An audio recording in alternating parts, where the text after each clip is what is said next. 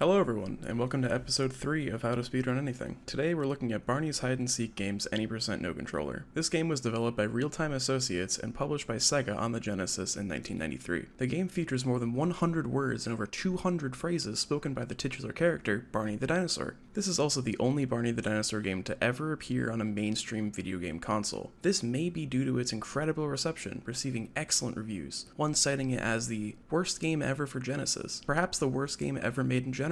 If you're looking for a fix for other Barney games, however, there are other Barney games that can be found on the PC. Likely because of its ratings, it is a fairly popular game on Speedrun.com. Currently, the Any% No Controller category has 79 runs, and the co-op Any% No Controller category, something else that I'll be covering in this video, has 28 runs. The world record in this category is 9 minutes and 9 seconds by a total of 4 people. The fastest time recorded on an emulator, which is much more accessible and what I'll be doing for this tutorial, is a 9-minute 12-second time. The median time is a 9-minute 19-second, with 50 runs having that time, including a dog. Because I'm not using original hardware, my goal time for this run is a 9:19. Before starting the run, as with most speedruns, some setup is necessary. If you're using original hardware, you must perform the following steps. Unplug your controller. If you're on an emulator, you must perform these steps. Unplug your controller. I understand that these steps may be difficult, but after you complete them, you are ready to begin the run. It is also recommended to have LiveSplit or a similar timing method to record your runs.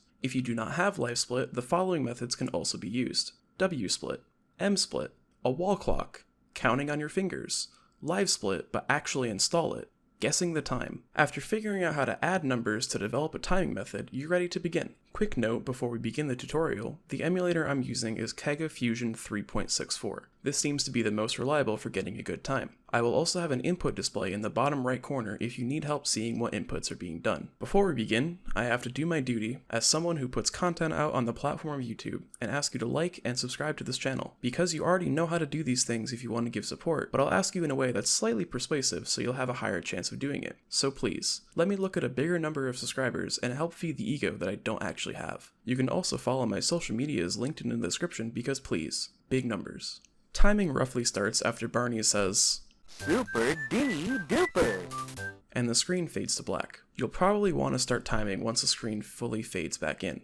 After this, the run begins. The main tech that we'll be using is called not touching the controller. This is easy in theory, but this game works in interesting ways. Throughout the run, Barney will stop at various objects and animals, saying things like, "Let's play with the frog," or suggesting you do things like, "Please press a button when you find a present." I strongly urge you to not listen to Barney or his pleas, and instead do nothing.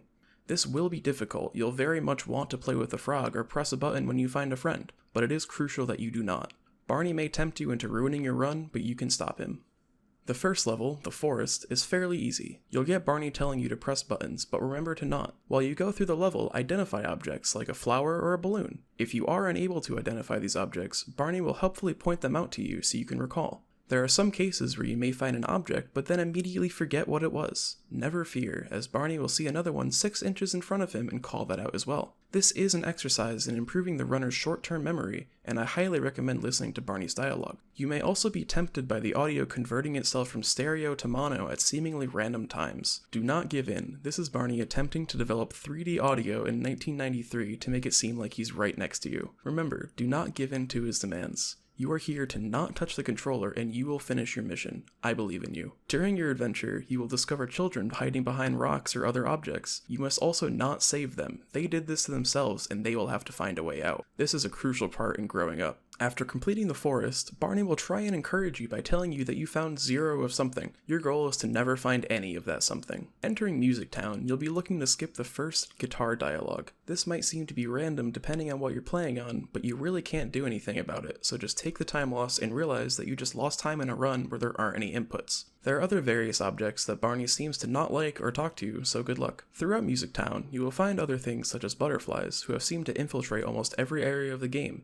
and anthropomorphized instruments. Remember, despite what Barney wants you to do not play with the trumpet. This is a trap to get you to lose your run. Interestingly, this game's big googly eyes on everything predates Banjo-Kazooie by 5 years. This game was truly ahead of its time. Again, find 0 of whatever you're looking for. Once you go under the sea, you'll find many things such as crabs, which are actually just two eye stalks sticking out of the sand. Interestingly, Barney's ability to walk underwater with no issues predates The Legend of Zelda Ocarina of Time's Iron Boots by 5 years. Again, find 0. Under the sea is the shortest segment, so it is easy to resist any of Barney's callings to you. Finally, you will enter the farm. Here, you will find typical farm life such as a balloon, a frog, and a duck. Once Barney waits until it's safe, go on the raft across the dangerous river in the middle of the farm. You'll find more ducks wandering around, as well as other balloons. This farmer clearly does not have workplace standards and endangers his wildlife with balloons flying all over. Upon getting toward the end of the run, you'll see many things. Like the guitar skip in Music Town, you may also skip the bird in front of the rooster. Finally, the time stops when Barney begins his dance animation. Congratulations, you found nothing, but all of the children and all of the presents are still there in the ending sequence. You did it! So, what is the best way to play this run? If you're high-tech like me and have a computerized counting system, you can do a variety of things during this run. You can check social media, talk with your chat, enjoy the refreshing taste of some well-known soda brand, run a few miles, if you can run that fast, do literally anything else that takes around 9 minutes, start up another run of this same game, or just watch Barney tell you what a flower is. The possibilities are endless. I did also forget to mention how to perform the co-op speedrun of this. You just need to have another person in your immediate vicinity to suffer through the run with you. Be careful of accidentally having people around you if you're trying to do the run solo, as anyone can make this a co-op run. Overall, I highly recommend this speed game. It's a perfect combination of tech skill and RNG, as well as short enough to grind for a better PB without having to waste that much time. After one run, I reached my goal of 919, and I have no plans of ever playing the game again. Some things that I liked about this run include, and some things that I wasn't too much of a fan include, the game. But my review shouldn't discourage you from running this. The main resource I used to learn this game was the game. Running it gave me a good sense of how to perform the necessary skips and also taught me a lot, such as what a frog is and how many balloons are on farms. This is important knowledge to know for a person in the real world, and being able to do all of that in one speedrun is very important. Overall, this speedrun was an experience, and I hope you run it too. On a serious note, thanks for watching. Right now my plans for the series are to release a mini episode in the next couple weeks, and then make a larger episode sometime in mid-May ideally. As always, I'm taking suggestions for what games to do videos on, and appreciate any feedback towards the series as a whole. Links to the resources, if there are any, are found in the description. Like and subscribe if you enjoyed, and I'll see you soon.